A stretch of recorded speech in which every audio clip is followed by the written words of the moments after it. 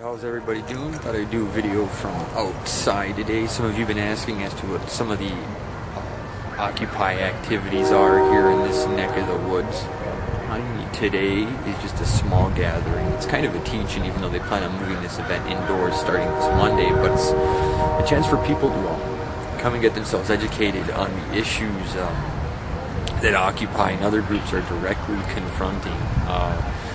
I think the reason that a lot of people are pushing for these education events is that, perfect example, conservative, typically conservative media, they have hatchet people that like to prey on people that might not be as well educated as others as to the issues that we, the 99%, are confronting. Things like campaign finance reform, things like ending the Fed, things like reining in the corporations, revoking their personhood, shall we say, privileges that were granted them in the decision that was reached in the Supreme Court in Citizens United versus FEC. Perfect example, I saw an interview about a week and a half ago where they were interviewing a person at Occupy Wall Street that had a sign that said "End the Fed." When the media came up, I don't remember which particular news outlet it was probably Fox Noise, but they asked the person, what does "End the Fed" mean?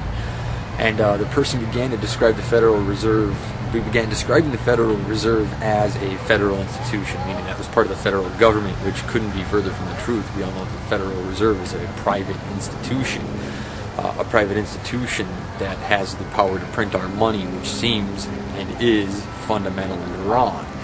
So what we're trying to do here is not only have something of an open mic wherein people can discuss issues that they are directly confronting. There was a lady that was speaking earlier who had been talking about how Bank of America, the people that gave her her house loan, had actually went in and gutted her house when she, I'm trying to remember if she had defaulted or she wasn't keeping up on payments. They gutted the electrical systems, they gutted the heating system. She's been living in the cold for at least a year or two now, and no one's been brought up on any charges from the Bank of America. Perfect example. So again, it gives people a chance to tell their story, and then there are other people who are also here to educate others. There's going to be a weekly series starting up on Monday nights here at the public library. I intend to make it to as many of them as I can. I'm actually helping to organize them, but my schedule is just all over the place right now. But I'll probably be doing some filming there because it's just a great educational opportunity. These kind of events are going on throughout the region, at least up here in northeastern Wisconsin. Similar events, and this is just one among many events. These teach-ins, these sit-ins, there are marches, there are protests. Tonight there will be a candlelight vigil for Scott Olson in solidarity with Occupy Oakland. One point of contention within the Occupy group here has been the issue of overnight occupation. Some people are all for it, some people are opposed to it, some people want to seek permits, other people do not want to seek permits, so it's a point of contention within the group right now. I guess I could get to that in another video, but I just kind of wanted to take a moment to observe what's going on here over my shoulder. I'm going to move for somebody who might come over. Alright. And what I'll probably be doing tonight is doing some of my normal reporting, I guess. I haven't been doing China Weekly lately. Maybe we can touch up on that. There are some major events going on in China. With regard to activism in specific, I stumbled across some great articles, namely the one involving Ai Weiwei, who's a Chinese activist, getting handed a big tax bill from Beijing, and Hu Jia is actually donating money to him, which is really cool to see the activists kind of come together in China.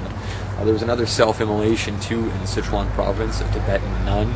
I want to cover that, and China coming out and saying, it's about time that they revalue their currency, make a more reasonable exchange rate. And I think they're doing this because international institutions, other international entities such as the United States and the European Union are looking at China to revalue their currency. Another important news story coming out of China, another coal mining accident, kind of typical in China. China has more coal mining deaths, I think, than the rest of the world combined, but we'll talk about that and a couple of other things that are going on there. So I'm going to get back to this, and yeah, we'll see where we go with this filming outside shit. But that's all I got for now. Later.